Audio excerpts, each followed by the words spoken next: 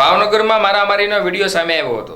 બુદેલ ગામે કાકા દાદાના ભાઈઓ વચ્ચે જમીન બાબતે બોલાચાલી થઈ હતી, જે સામાન્ય બોલાચાલીમાં ઉગ્ર બનતા લાકડીઓ ઉડી હતી, જેનો મારામારીનો લાઈવ વિડીયો સોશિયલ મીડિયામાં થયો વાયરલ। જે મારામારી થતા અનેકને ઈજાઓ પહોંચી હતી। ઘરમાં પણ પથ્થરમારો કરવામાં આવ્યો હતો, જેમાં ઘરમાં પણ તોડફોડ કરી હતી।